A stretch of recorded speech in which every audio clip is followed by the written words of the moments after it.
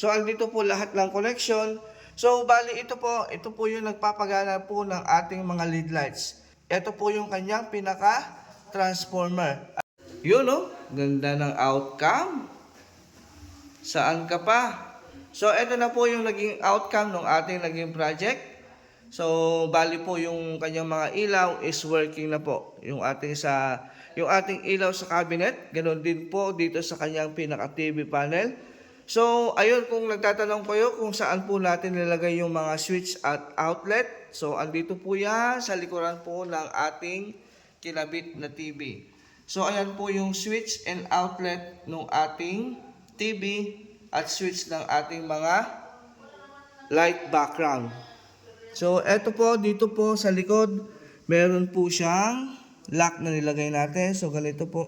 So bubuksan natin para makita nyo sa likuran kung paano natin sinet up. Ayan, at mapapansin nyo, malinis po yung ating pag-wiring. So andito po lahat ng connection.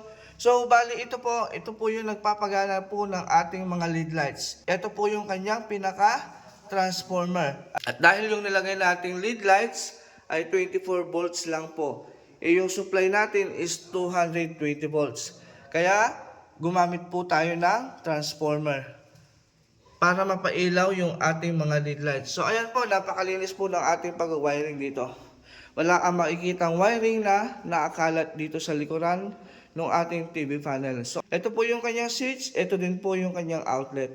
Ibabalik na po natin. At kahit magalaw-galaw po yung ating TV panel, wala pong problema. Dahil nakapix po dito sa likuran. Ayan.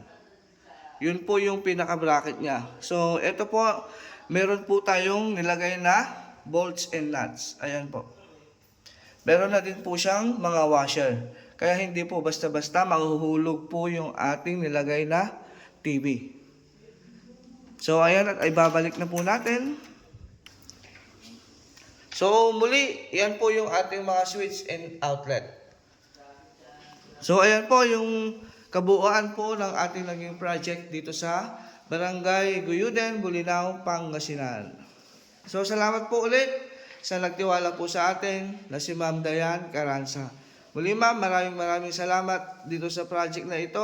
Maraming salamat sa pagtitiwala.